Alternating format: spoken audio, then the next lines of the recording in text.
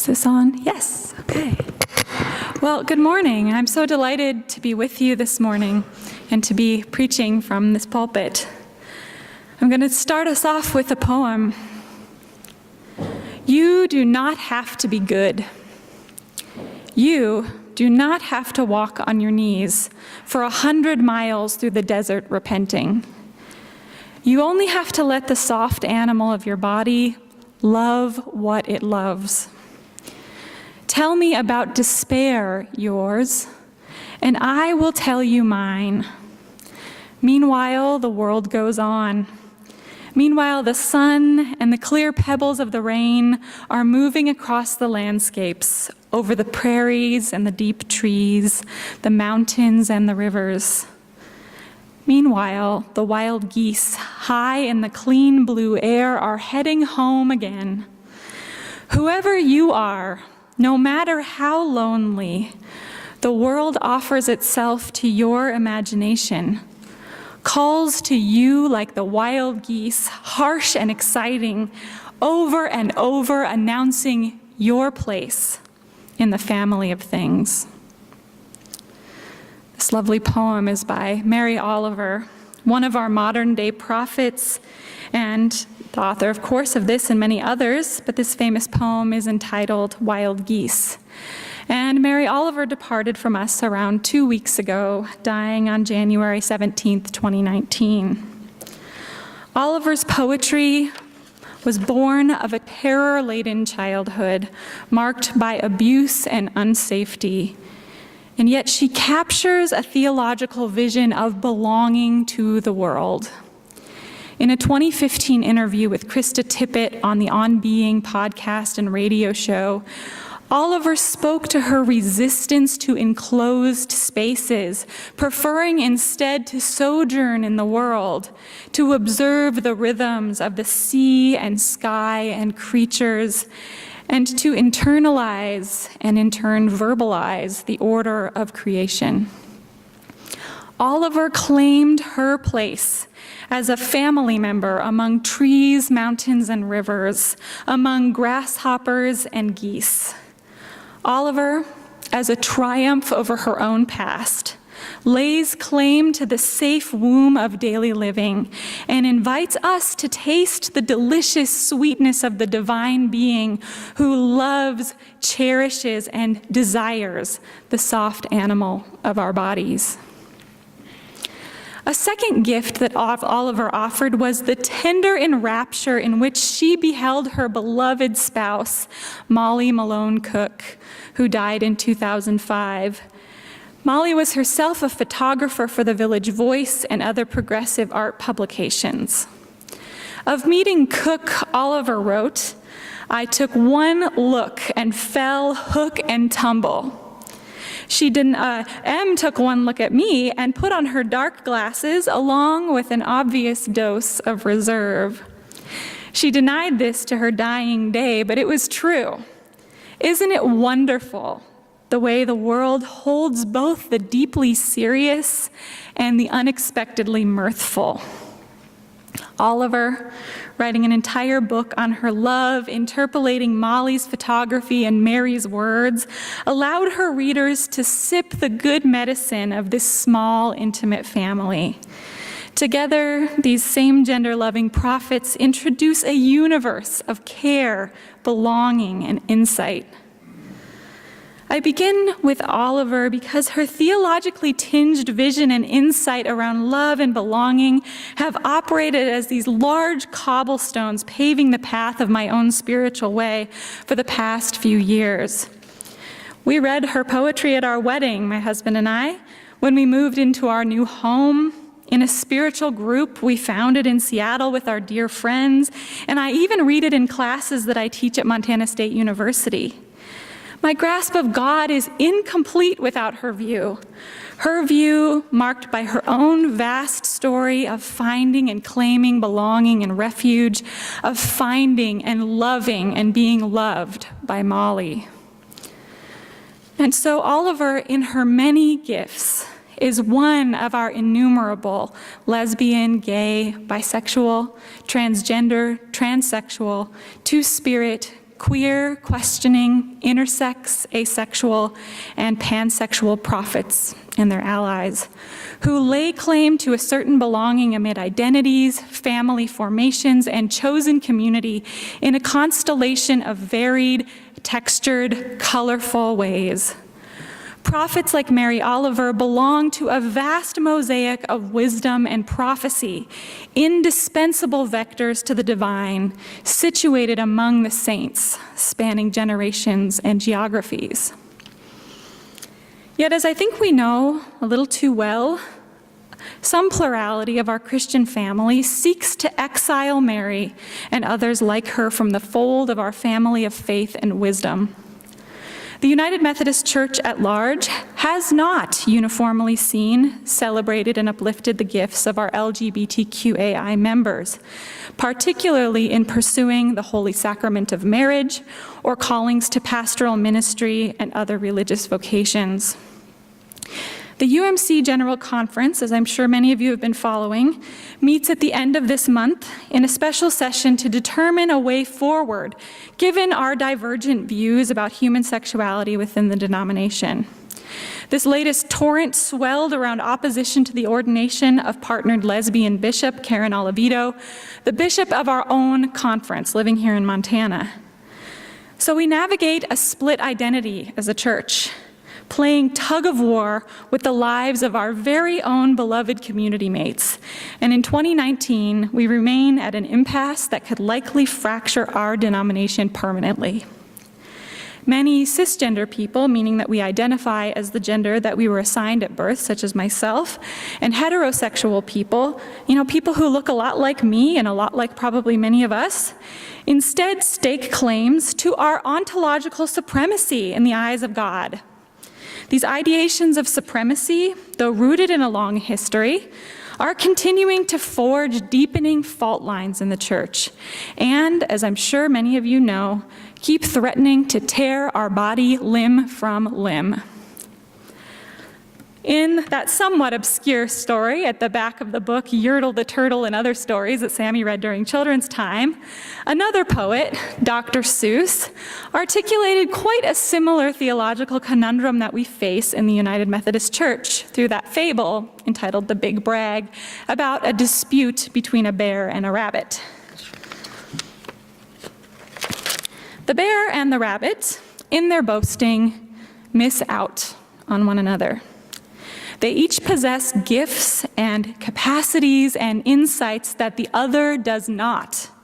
But rather than taking the opportunity to learn and grow from a celebration of their different and complementary abilities and lenses and viewpoints, they rather argue for the supremacy of their own uniqueness, discounting the other in the process. This little silly story is so timeless and relevant, isn't it? It's echoed in 1 Corinthians, where the Apostle Paul wrote to a new church plant in Corinth, whose short journey as a community was already marred by the tumult of jealousies and rivalries, not unlike the story of the rabbit and the bear.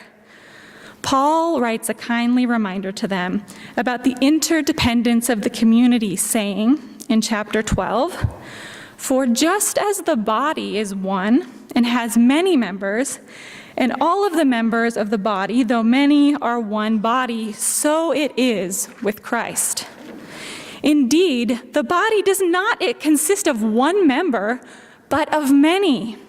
If the foot would say, 'Because I'm not a hand, I do not belong to the body,' that would not make it any less a part of the body. And if the ear would say, 'Because I am not an eye, I do not belong to the body,' that would not make it any less a part of the body.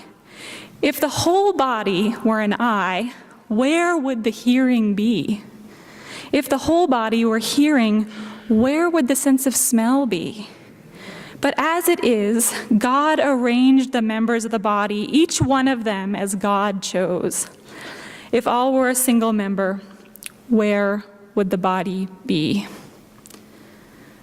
So who among us can look upon our neighbor and say, "I have no need of you," And how much more do we all stand to lose when we look upon any demographic or community or constituency and say, I do not see how God works in you, or you do not belong to my body, or even worse in some ways, for a beloved person to look upon our community, our church family, our kingdom, and say, I do not belong to this body, or this body has no need of me. It takes practice to see our interbeing and our interconnectedness. But this is a holy and consecrated practice, rooted in the truth, the ontological truth of our being God's body, God's family. This idea of belonging to one another as God's family, diverse in our identities and loves and passions and capacities, is intimately woven into St. Paul's DNA as a church. I am very, very much a newcomer here. I've been around for about 3 years, but really for about 6 months. And so I had the privilege this week of speaking with both Vicki Wida and with Tyler Amundsen, who recounted to me the journey St. Paul's took to becoming a reconciling congregation. And if you're not familiar with what that means, it means Methodist jargon, basically, for a church that explicitly claims a place of intimate belonging for our LGBTQAI brethren. Vicki began her story in the 1980s with the many LGBT youth she mentored through Methodist camps and youth groups across Montana, hailing from our smallest towns to our largest cities. Vicki observed God's strong, convicting call in the young people and friends she knew, witnessing their passions blossom into vocations for service across a range of fields, and in some cases, pursuing a call to religious leadership. As I know many of you remember, 7 years ago, St. Paul's embarked on a lay-led initiative to explore what it might mean to take a public stance as a congregational family, complete with our many LGBTQAI people across a range of diversities, in spite of belonging to a conflicted broader denomination. On the initiative of Vicki and her husband John, but with broad support across the congregation, St. Paul's led a series of text studies around LGBTQAI inclusion, culminating in an all-church conference in the spring of 2013, aimed at building consensus around claiming the identity of being a reconciling congregation. I'm sure many of you remember this process well. Though the intention was to hold yet another meeting 6 months after the all-church conference for a final vote, consensus felt so strong that the conference participants then decided to make a decision then and there. So St. Paul's became a reconciling congregation by consensus, with no outspoken defectors, only the third such church to do so in Montana. I mention this history as a core component of our community's story here at St. Paul's, and a journey we will do well to remember, especially as our church faces a new set of earthquakes. I hope that today we renew a claim to our collective identity, not out of a sense of the supremacy of our beliefs, but out of a deep wellspring of the knowledge that we cannot and must not cast out our family, any of our family. Also, since I'm a newcomer, I will also say that the church's identity as a reconciling congregation, particularly here in the midst of Montana, drew me to attend and serve here because I have many, many friends, mentors, colleagues, etc., who identify across the spectrum of LGBTQAI identities. So, where do we go from here? What does it mean to be inclusive? At St. Paul's, we have done some of the hard and transformative work to claim who we seek to be as a family that mutually celebrates the unique gifts of each family member, calling each of us to partake of the welcome table of God's bountiful feast. We identify this in word, and we are brave for doing so. But where do we go from here so that this good word continues to blossom and grow and build relationships and felt belonging that heal and restore our entire community, particularly our beloved and indispensable LGBTQAI siblings? Nathan A. Kennedy, a theologian, scholar, and independent Catholic who writes the Bookish Bear blog, probing queer reflections on religion and culture, authored a recent blog post called 7 Reasons Why LGBTQ plus people don't want to go to your LGBTQ plus church. And I saw that many LGBTQAI faith leaders, theologians, and churchgoers that I know posted and shared this on social media, so I see that it has gained a lot of resonance in that community. So while our church, our St. Paul's community, is indeed the church home to many LGBTQ plus people, I do think it is important to briefly summarize some of Kennedy's main points for all of us as we venture forward, perhaps as growing edges that might guide us into the future. So I'll enumerate a few of these. Kennedy reminds us that, quote, as inclusive as your church may be, churches are overwhelmingly cisgender heterosexual spaces, end quote, built upon a long-reaching history of valuing and consecrating certain bodies and relationships to the exclusion of others. Changing this will require something of us, and it will likely be long-reaching systemic changes that we need to do. Further, Kennedy states, LGBTQ plus people have experienced religious trauma, and for some people, that trauma has been very profound, and I know several people for whom that is true.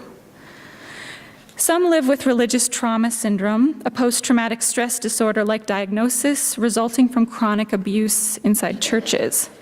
We must be honest about the trauma our churches have sometimes wrought, and we must repent, confronting systems and structures' tendencies toward perpetuating such trauma. This is the only way forward toward trust. Kennedy also notices that churches often overlook the ways that LGBTQ plus persons have learned to find meaning in their lives, sometimes very much by necessity. Indeed, believing that the Christian spiritual path is the only route toward belonging, meaning, and love diminishes the many ways of relating, ritualizing, and connecting that LGBTQ plus communities have forged over generations. Kennedy states, quote, you will not find it uncommon for us to have developed full, rich, deep mechanisms for living meaningfully in light of adversity, prejudice, and rejection.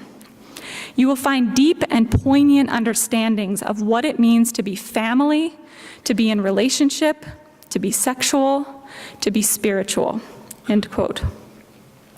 LGBTQ plus communities, often comprised of many individuals exiled by their biological families, have a whole lot to teach churches about forging chosen family outside the bonds of kinship. Lastly, Kennedy challenges our claims to inclusivity, even directly calling out UMC congregations that refuse to, quote, hold same-sex weddings in the sanctuary while allowing them in the parish hall. How and where do our communities fall short of the real, demonstrable, felt welcome that we so wish to emulate? How do we fail to be a family? These are hard questions, and they demand our reflection, our listening, our growth, and our change. As the queer artist, the transgender artist, poet, and activist Alok Vaid-Menon wrote recently, so often people call us strong, brave, and inspirational without questioning why we should have to be constantly resilient and what they are doing to challenge these conditions. I want another way of relating where we are doing the reciprocal care work for each other, one in which we are figuring out more kind and interdependent ways of coexisting. End quote. All of our common wholeness in the family of things, so beautifully articulated by Mary Oliver, rests upon claiming our responsibility for nurturing our interdependence. In fact, we all need each other in order to survive.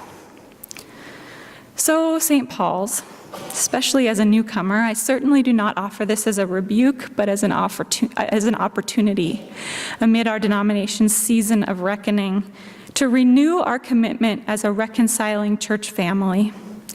I encourage us to deepen our web of mutuality, to take the lead of LGBTQ+ and other people historically marginalized in our church spaces so that we might continue on in the path of healing, and to look ahead toward a hopeful future where we all thrive in the light of the divine. I believe that this is possible, and I am grateful that we are journeying together in this path as indispensable members of one body, one family, forged by the grace of God. Amen.